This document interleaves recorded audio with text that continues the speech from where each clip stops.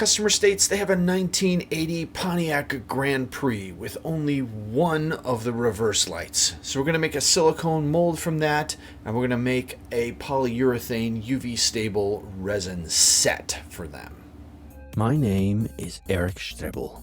I'm an industrial designer. Welcome to my channel about product design and making. Do you ever get home with all your things, but you have nowhere to set them, so they all just end up in an ugly, disorganized, and hard to work with pile like this, causing you unneeded stress? Well, don't let it ruin your life. Just get an Alfred backpack hanger. It's reliable, versatile, sturdy, and it holds your stuff. Available in stainless steel and aluminum. Get yours today. This video's sponsor is Giga. It's one of my new manufacturing partners. I create the CAD, I upload it, I specify the material that I want, I pick the vetted supplier that I like, kick off the project and pay, communicate with them if they have any questions, wait for the part to show up, and boom, you get something like this. Check them out for your next project. Giga.io. Oh, I love saying Giga. This is the lens sitting on top of the housings, and then this ultimately gets mounted probably into the bumper of the vehicle, just so you can see. He only has one unit, and I think this is probably mounted in the vehicle right here, old school. We're going to scan the part on a 2D scanner, and we'll use that information to build the splitter board, which we will 3D print, and this will help us get a much better part with that splitter board.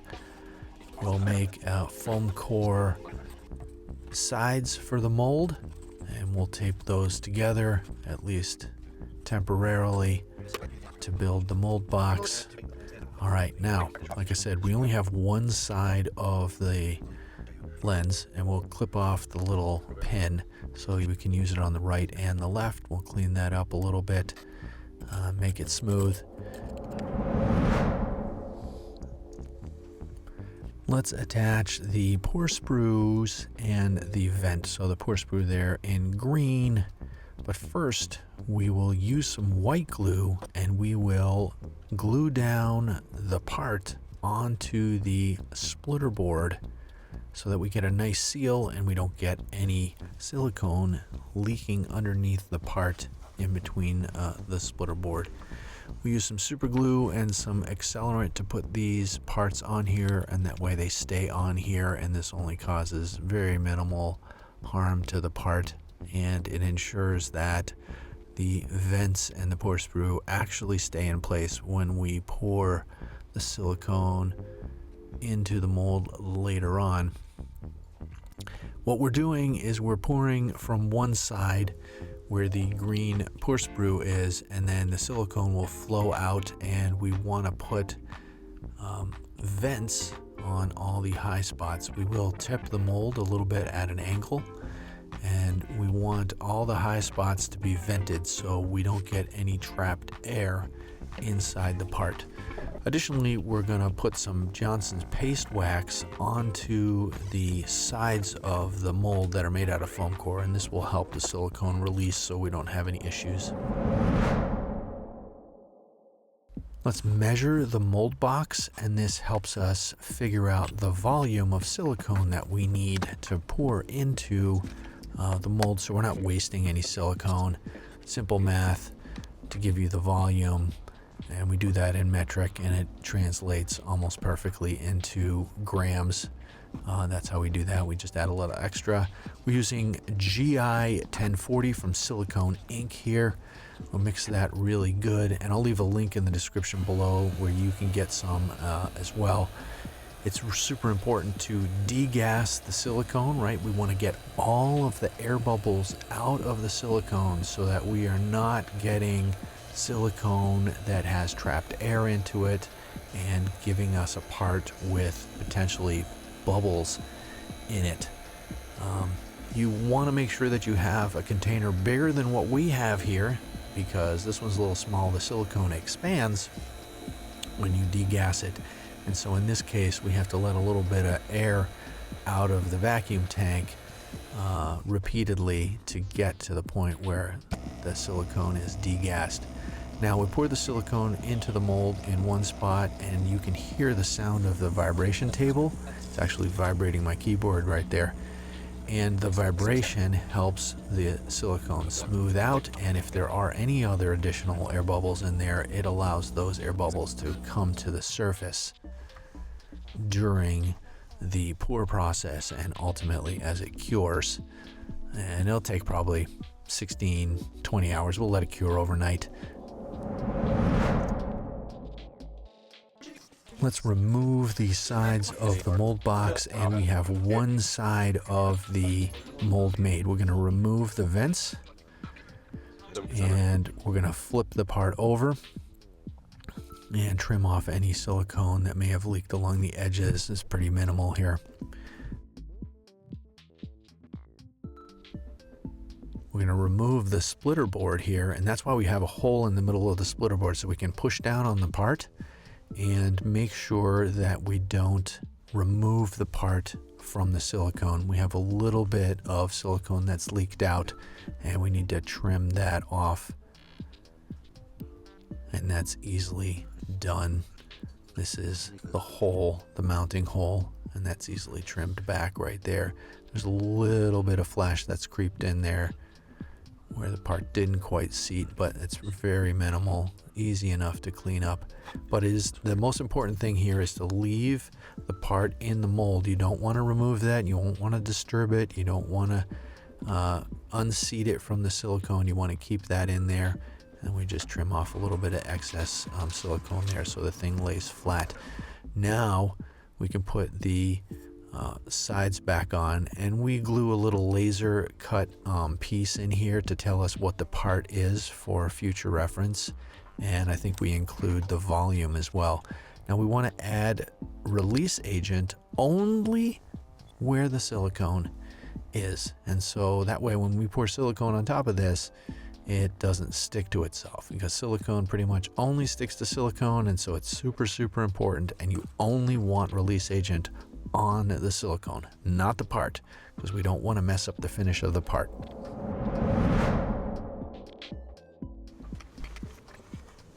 Let's mix up some silicone for the B side of the mold using the same silicone as we did before, the Silicone Inc.'s GI 1040.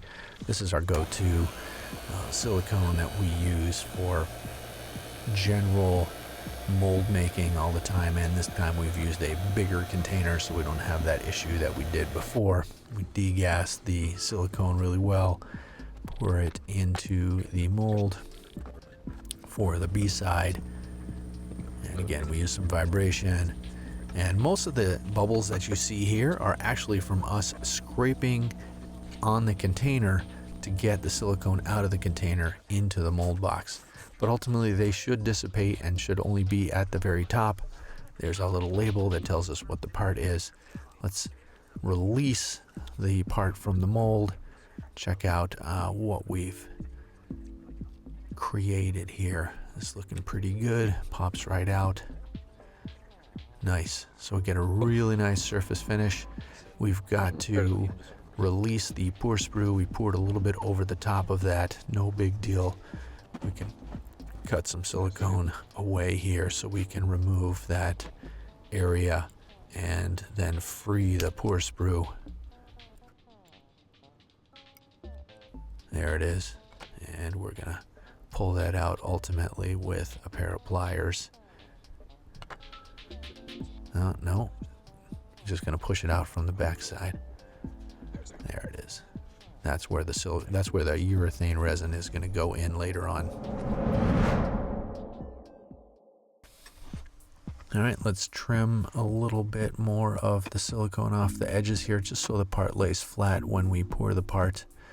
We're going to mix up some WD-85, and this is a UV stable clear from BJB. I'll include a link down below where you can get some.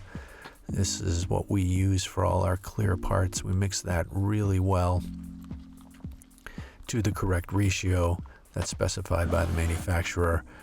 We'll degas that, and then we'll pour that. This is all gravity fed. Now we are using vibration here again. This also helps the resin flow into the mold. And we use heated molds, or we try to heat the molds up, and that allows the resin to flow a little bit better into the part. And the heat also helps cure it. Ultimately, the part's going to be cured under heat. Now you can see the resin has started to come out through the vent holes, and we pressure cast that in a pressure tank.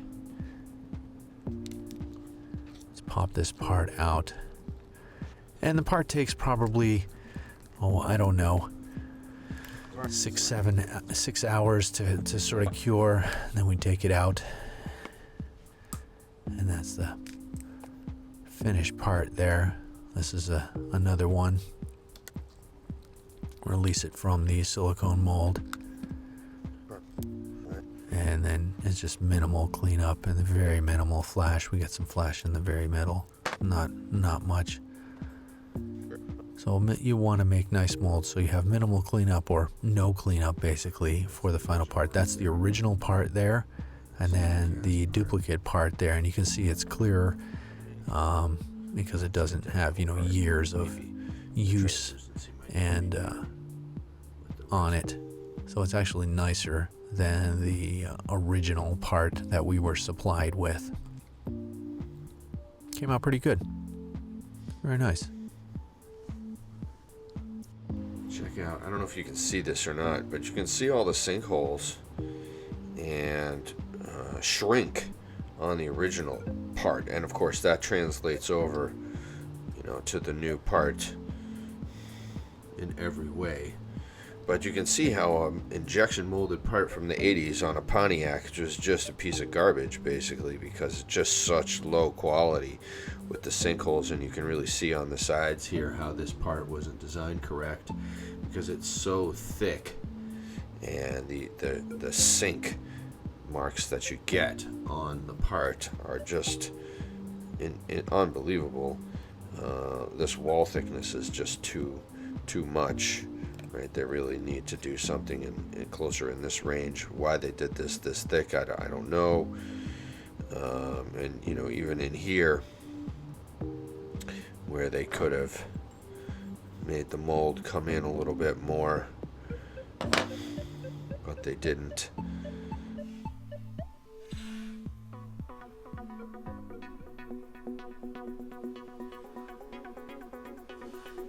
Make sure you give the video a thumbs up, and don't forget to subscribe if you haven't already done so.